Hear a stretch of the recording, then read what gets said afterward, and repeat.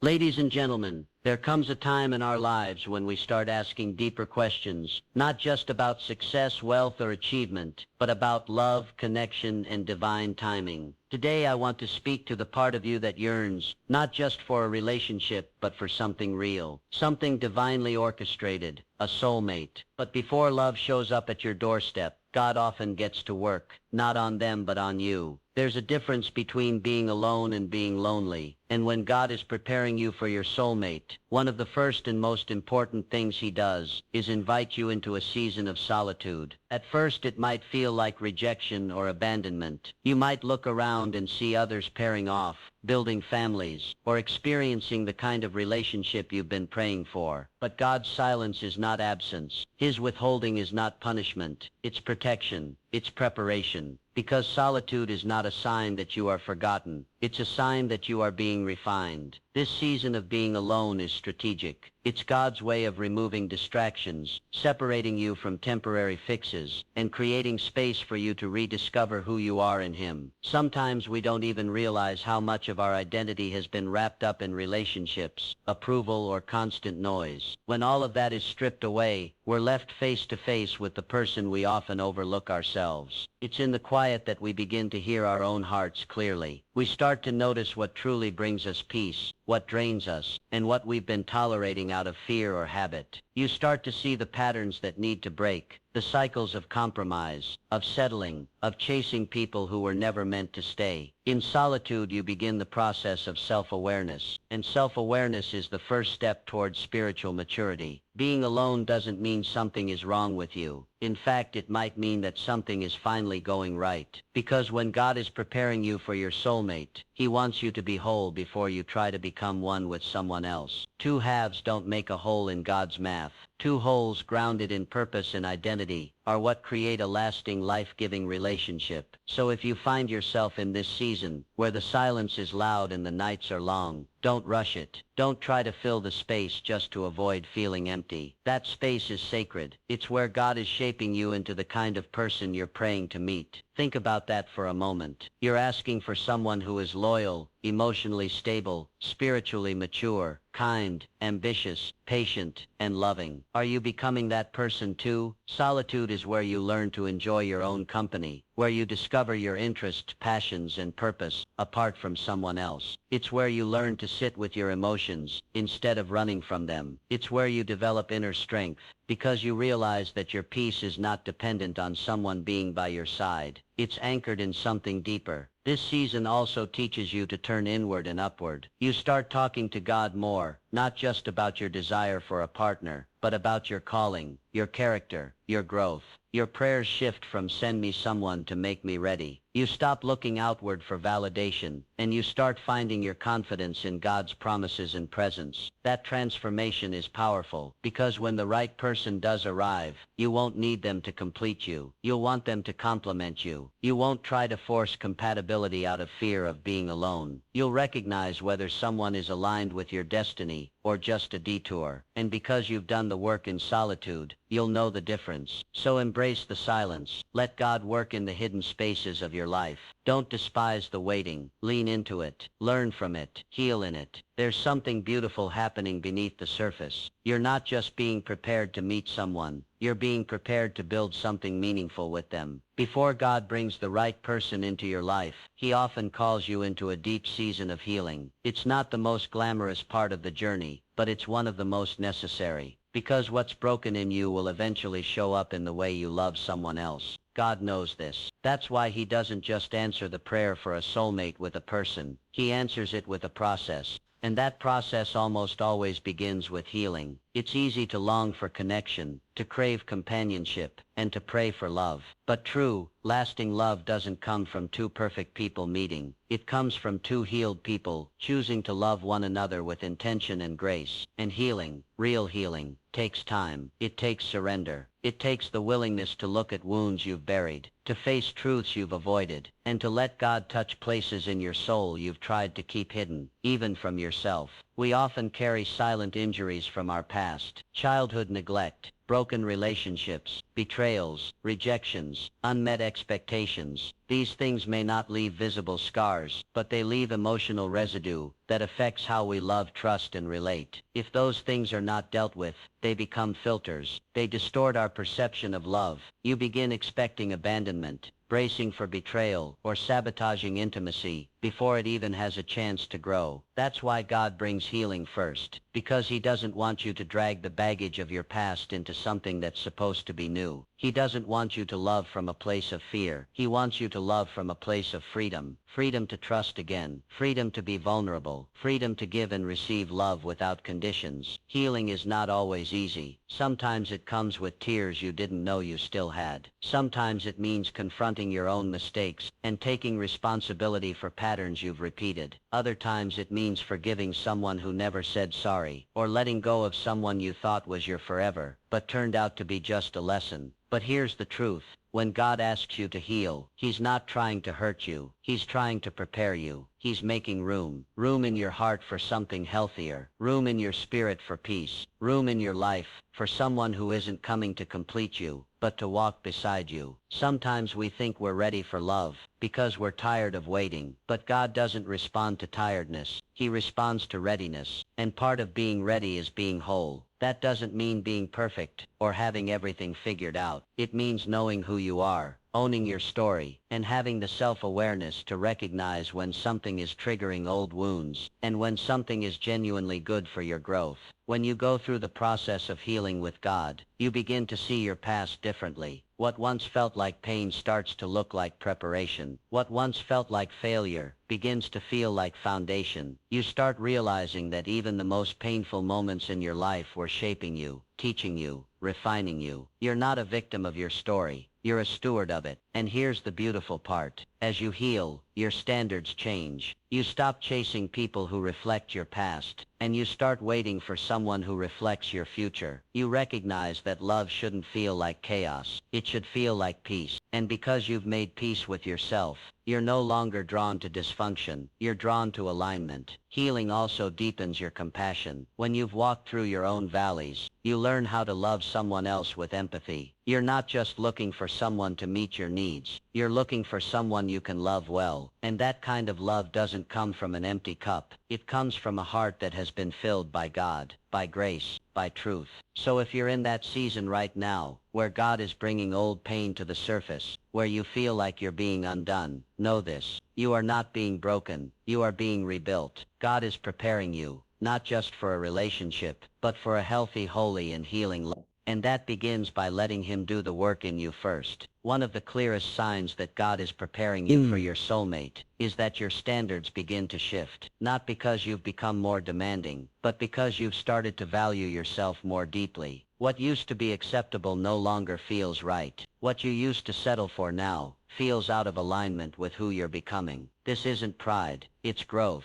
It's evidence that the work happening inside of you is changing the kind of love you're willing to accept. When your standards elevate, it's because you've been through enough to finally recognize what you truly need, not just emotionally, but spiritually and mentally. You begin to see the difference between chemistry and care, between attention and intention, between someone who flatters you and someone who values you. You realize that charm might get your interest, but consistency earns your trust. The surface doesn't satisfy anymore. You're looking for substance. This change doesn't usually happen overnight. Often it comes after heartbreak, disappointment, or even a series of compromises that left you feeling. But through each experience, God teaches you. He reveals the parts of you that were settling out of fear. Fear of being alone, fear of missing out, fear that maybe what you truly desire doesn't exist. But as you begin to heal and grow, those fears lose their grip, and in their place you find clarity. You no longer chase love. You attract it through alignment. Alignment with your values, your purpose, and your relationship with God. You become less impressed by empty words, and more interested in quiet consistency. You start asking better questions. Does this person bring peace to my life? Do they respect my boundaries? Do they inspire me to grow? Or do they drain my energy? Are we aligned in faith, goals, and the kind of future we both want to build? Raising your standards isn't about looking down on anyone else. It's about honoring what God is doing in you. It's about protecting the progress you've made and not allowing someone's potential to distract you from your purpose. Sometimes we get so caught up in what could be that we overlook what actually is. But when your standards elevate, you stop trying to force connections. You trust that the right person will naturally meet you where you've risen. You begin to understand that love isn't supposed to hurt more than it heals. It's not supposed to confuse you more than it comforts you. And it certainly isn't supposed to make you shrink in order to be accepted. True love calls you higher. It reflects God's love,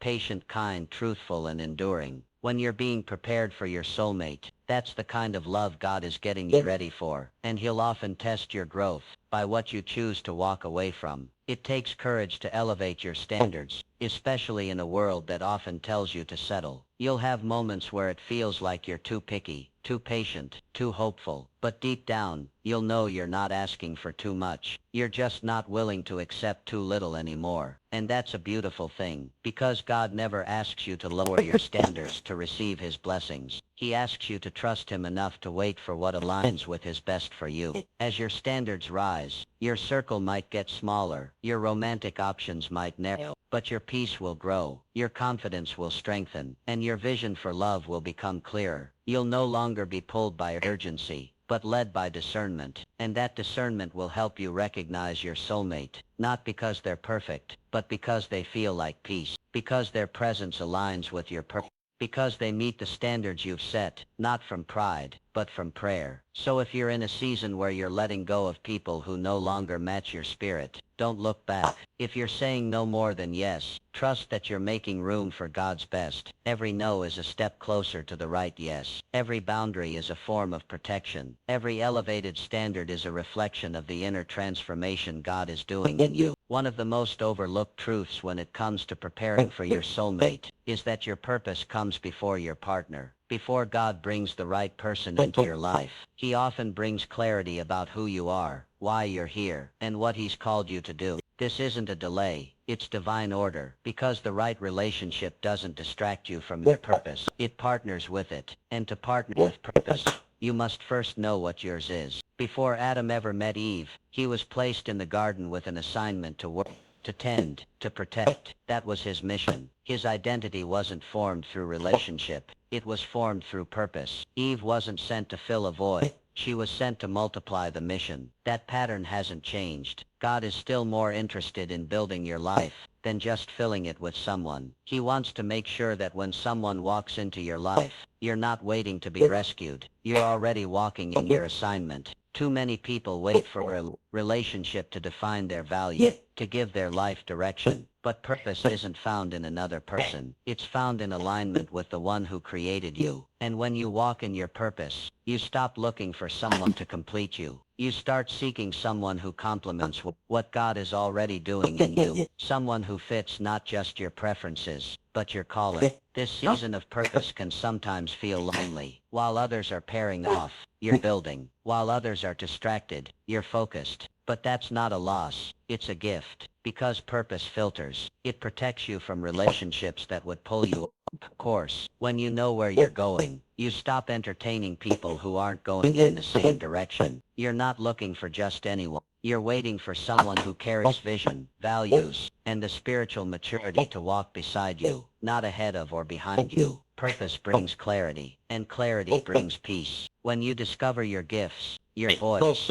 your mission, you start to see the kind of person who would walk well with you. You're not just looking for attraction anymore. You're looking for alignment. You ask questions like, does this person understand my calling? Do they support my dreams? Or are they intimidated? Can we build something together? Or would I be building alone? When you're walking in your purpose, your prayers change too. You stop praying for someone to just love you. You start praying for someone you can partner with. Someone whose presence brings strength, direction, and agreement. Someone who understands that love isn't just about connection. It's about contribution. What are we building together? How are we serving others together? How are we glorifying God together? This is why God often holds back the relationship until you've stepped into the calling. Because if you meet the right person while you're still unclear about who you are, you risk attaching your identity to them. And when your identity is tied to a person, rather than a purpose, you lose yourself the moment they leave.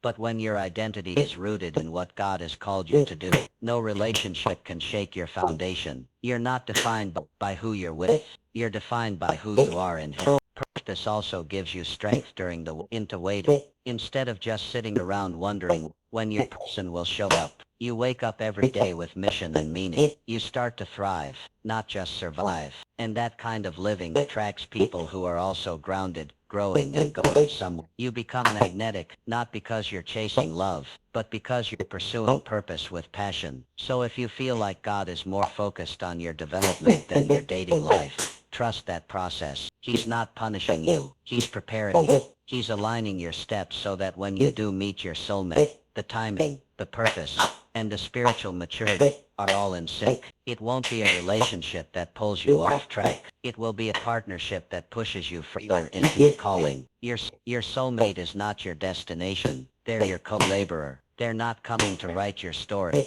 They're coming to join the chapter God is already writing through you. That's why your purpose must come first. Because love is not just about having someone by your side. It's about building something eternal together. One of the clearest signs that God is preparing you for your soulmate is that your discernment becomes sharper. It's not just about having more knowledge. It's about having deeper spiritual insight. You begin to see beyond appearances, beyond charm, beyond surface level attraction. You start noticing patterns, picking up on red flags more quickly, and recognizing spiritual misalignments that you might have previously overlooked or ignored. This sharpening of discernment is not a coincidence. It's divine preparation. When God is getting you ready for your soulmate, He trains your spirit to recognize not only what is good, but what is right. Because not everything that looks good is sent by God. Some things are distractions dressed as blessings. Some people are lessons, not life partners. And without discernment, it's easy to confuse the two. That's why God starts tuning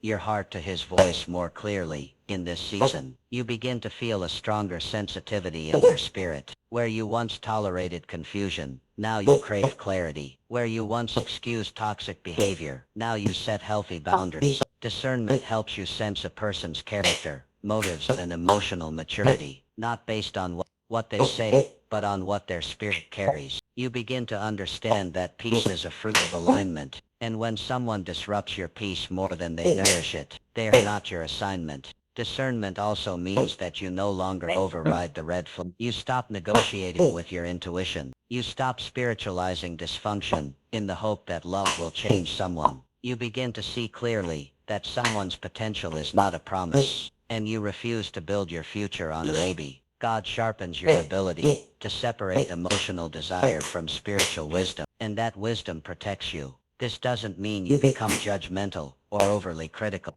It means you become wise. You learn how to observe without rushing. You understand that time reveals character, that consistency matters more than charisma, that someone's fruit, the way they live, love, speak, and serve, is a much better indicator of who they are than their words or romantic gestures. Your standard of discernment is no longer based on compatibility alone.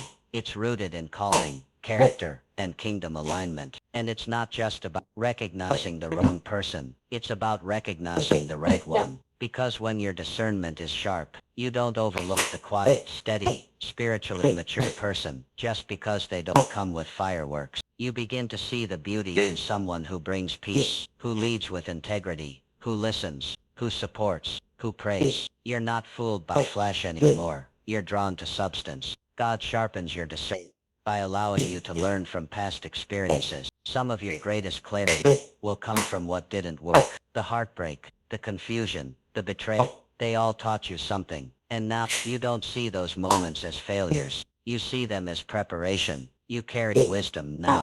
You carry insight. And that insight becomes your shield. This sharpened discernment also deepens your relationship with God. You begin to seek His voice in your relationships, not just your emotions. You pray not, God, is this what I want? But God, is this who you sent? You ask for confirmation. You listen for direction. You watch for alignment. And you trust that God will give you peace when it's right, and unrest when it's not. It's easy to mistake chemistry for connection, but discernment helps you feel the difference. It helps you distinguish between someone who fits your wounds and someone who fits your healing, between someone who mirrors your brokenness and someone who honors your growth. When your discernment is sharp, you stop choosing from a place of loneliness and start choosing from a place of wisdom. So if you find yourself more sensitive to energy, more cautious with your time, more prayerful about who enters your life, know that this is not you becoming cold or closed up. It's you becoming wise. It's God sharpening your spirit.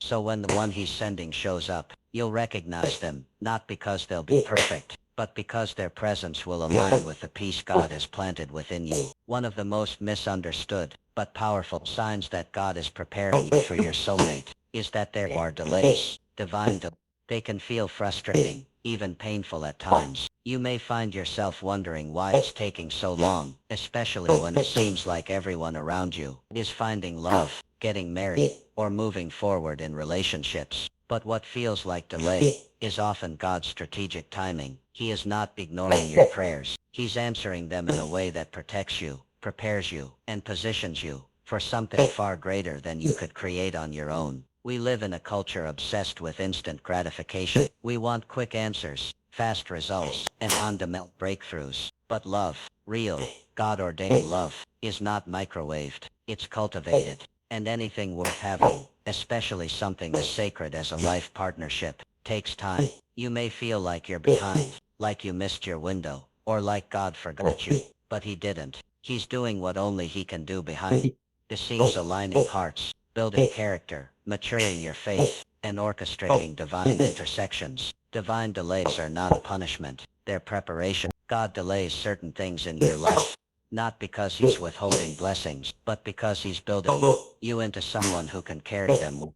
He knows that the timing of your relationship is just as important as the relationship itself. If it comes too soon, it can cause more harm than good. If it comes while you're still healing, still unsure, still finding your purpose, it could derail your growth. But if it comes when you're aligned, secure, and rooted in your identity, it will amplify everything good. God is already doing the work. Sometimes, the delay is about the other person. Your soulmate might be on their own journey, healing, growth, and transformation. God may be working on none just as he is working on. And if either of you is brought together before you're ready, you risk wounding one another in ways that could have been.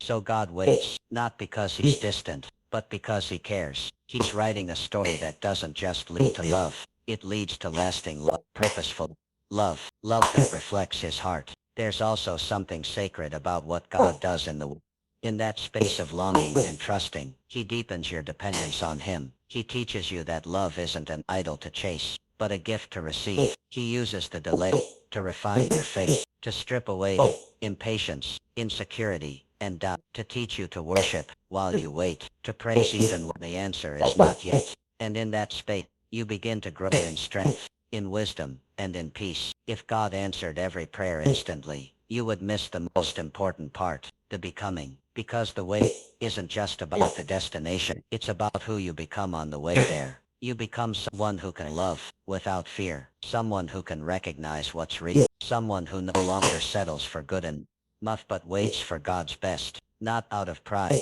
but out of reverence for the promise. Divine delays also expose what your faith is rooted in. Are you trusting God because he gives you what you want, or because you believe he knows what's best? That's a hard question, but it's necessary, because when your faith matures, you stop trying to rush the process. You start resting in it. You no longer beg for a blessing, you believe for it. You trust that if it's from God, no delay can stop it. And if it's not, no striving can make it last. The truth is, anything built outside of God's timing will eventually need his mercy to sustain it. But what's built within his timing will be held together by his grace. So even when it feels like nothing is happening, know that everything is happening. God is not idle in your delay. He is intentional. He is aligning your heart, preparing your path, and drawing you closer to him, so that when love does come, it won't distract you from your purpose. It will flow from it. If you're in a season of waiting, don't waste it. Don't fill it with anxiety, comparison, or self-doubt. Fill it with gratitude. And you are not forgotten. You are being formed. The delay is not a denial. It is divine strategy. And when the time is right, when the preparation is complete, when the alignment is perfect, you won't have to force it. it will flow, the door will open, and you'll realize that the wait wasn't a waste. It was the making of you, for the love you were always meant to receive. One of the final and most powerful signs that God is preparing you for your soulmate is that you begin to feel an unshakable peace about being single. Not the kind of peace that's forced or fake, but a genuine, deep and freeing sense of contentment in your current season. You stop seeing singleness as something to escape, and you start seeing it. It starts seeing it. This peace doesn't come from giving up on love. It comes from finally trusting God with it. At first this might feel strange, especially if you've been longing for a relationship for a long time. You may have gone through seasons of heartache, anxiety, impatience, or even envy as others found love before you. But then, almost quietly, you notice a shift within yourself. You wake up one morning, and you're not burdened by the question of when anymore. You're not consumed by timelines, or what society says you should have achieved by a certain age. You feel whole, not because everything is perfect, but because you've found peace in the presence of God, not just in the promise of a person. This peace is a sign of maturity. It means your joy is no longer tied to your relationship status. You're not living in a constant state of waiting for your life to begin. You're already living, already growing, already walking in purpose. And that shift changes everything. When you're no longer striving for love, you make space to receive it the right way. You stop making decisions out of desperation or fear of being alone, and you start making them from a place of wisdom and rest. Inner peace during singleness is not a sign that love won't come. It's evidence that you're ready for the kind of love that aligns with your wholeness, not your wounds. It shows that you've healed in places where you used to seek validation. It shows that your identity is no longer wrapped in being chosen by someone else, but in knowing you are already chosen by God. That kind of peace is powerful. It's magnetic. It's spiritual strength. In this season, you learn to love your own company. You learn to pursue your goals, nurture your gifts, and build a life that's rich with meaning. You no longer view your singleness as a waiting room. It becomes a workshop, a place where God fine-tunes your heart, deepens your wisdom, and teaches you how to receive love without losing yourself. You begin to understand that a relationship built on loneliness will only lead to more loneliness. But a relationship built on peace, that's where love flourishes. When you're at peace with your singleness, your prayers change too. You no longer plead with God's frustration. You speak with Him in trust. You say, Lord, I know you know what's best for me, and whenever you decide it's time, I'm ready. But until then, I'll keep showing up for my life. That level of surrender isn't weakness, it's faith. It's spiritual maturity. It's the realization that your life is not on pause. It's in progress. This peace also protects you. It acts as a shield against counterfeits. When you are content in God, you're less likely to fall for the wrong person out of impatience or pressure. You don't entertain people who bring chaos, confusion, or compromise. You've tasted peace, and now you protect it. You know what it feels like to wake up without emotional drama. You know what it means to have clarity, not gains. And now anything that threatens that peace feels like a step backwards.